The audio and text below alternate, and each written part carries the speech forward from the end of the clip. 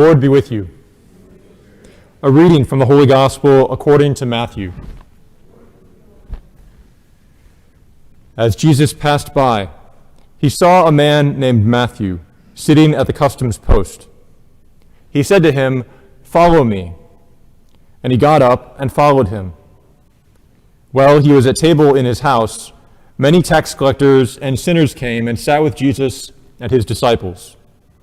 The Pharisees saw this and said to his disciples, "Why does your teacher eat with tax collectors and sinners?" He heard this and said, "Those who are well do not need a physician, but the sick do.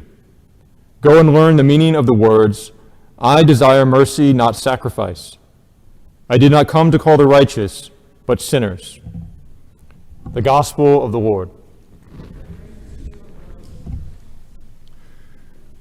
I invite you to consider three pivotal moments in the life of St. Matthew, this apostle that we venerate and celebrate today. This apostle who can give us great hope that we sinners have a place among the saints, because he does. And the first, of course, is the moment when he has his conversion, that he repents of his double dealing, of his stealing from his own people on behalf of the Roman authorities by being a tax collector. And Jesus comes to him and offers him a very simple invitation: "Follow me." And he responds, and he leaves behind his double dealing. He leaves behind his infidelity to his own people, to the call that Abraham and his descendants would have given to him, to follow this new call from Jesus Christ.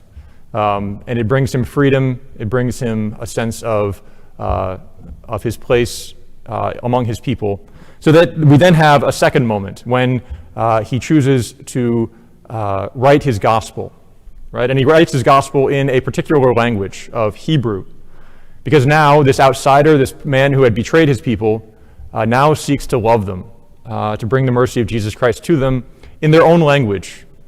This is something that I think all of us can seek to do in, maybe it might be English, it might be some other language, but in the language of our own actions, in the language of the way that we speak to one another, the way that we speak to our students or our friends or family, whoever it might be, that this work of evangelizing of St. Matthew has to continue in our own life.